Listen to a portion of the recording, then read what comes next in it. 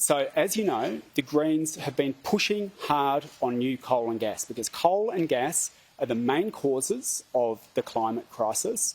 And as the UN Secretary-General has said, if we're to get the climate crisis under control, we have to stop opening coal and gas mines. The Greens, through the negotiations, have secured a big hit on coal and gas.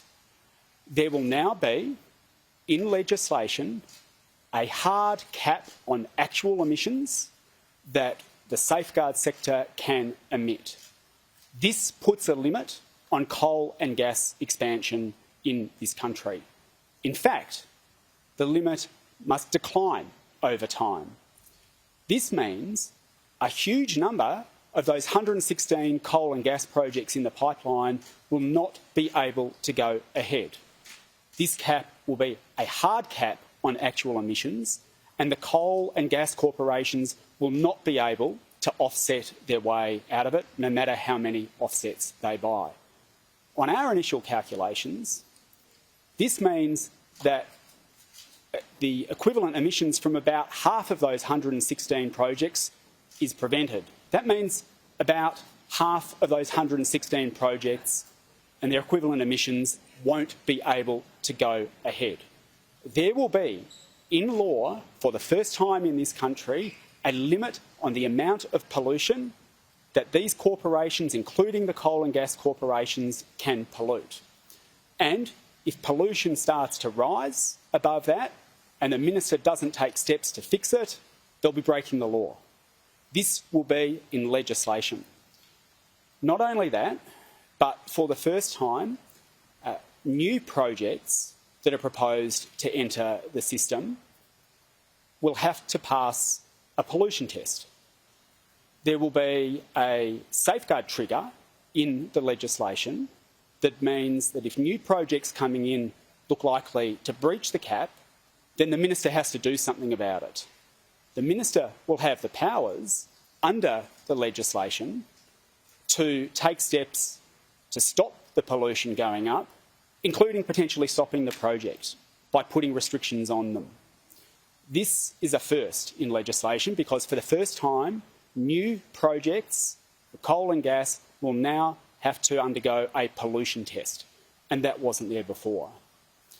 We've also put significant hurdles in the way of a number of the projects currently underway in the pipeline that the government and others have been backing. The Beetaloo gas field will be required from day one to offset all of its emissions, Scope 1, Scope 2 and Scope 3 for domestic use. This derails the business case for the Beetaloo. On some estimates, based on the level, of course we don't know exactly what level of the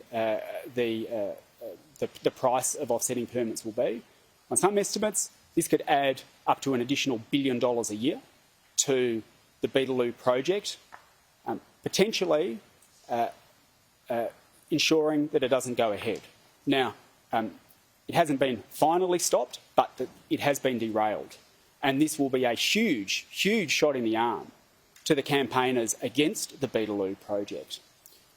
Likewise, all new offshore gas projects that will be feeding into LNG terminals will be required to be zero CO2 from day one.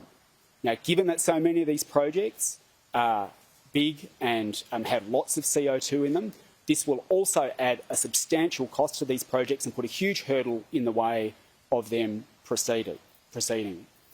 We've also secured a number of other amendments, including stopping large amounts of public money going to funding new coal and gas. We've ensured that a lot of the dodgy offsets will be frozen and wiped out of the system, as well as a number of other things that will make it much harder to get new coal and gas off the ground in this country. On that basis, having secured those amendments, we will be passing the legislation through both houses of Parliament, because this is a big hit on coal and gas that has been delivered by the Greens. Now, We have stopped about half of those 116 new projects going ahead because they just won't be able to fit in to the hard pollution cap. That's our initial estimate of how much pollution has been prevented as a result of what the Greens have secured. All right, so the Greens announcing a deal on this safeguard mechanism. This is big news. We're going to hear as well live from the Prime Minister at 11:45, and we want to get a bit of a reaction to this. So we'll leave that there for now. But they haven't.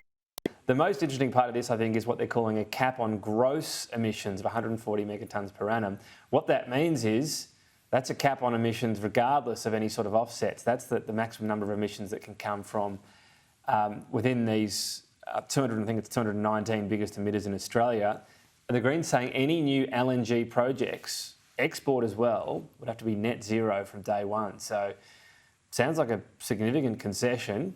We'll hear Labor's explanation on this as well. Sometimes they have slightly different takes on what all this means, but that's what Adam Bandt has just announced.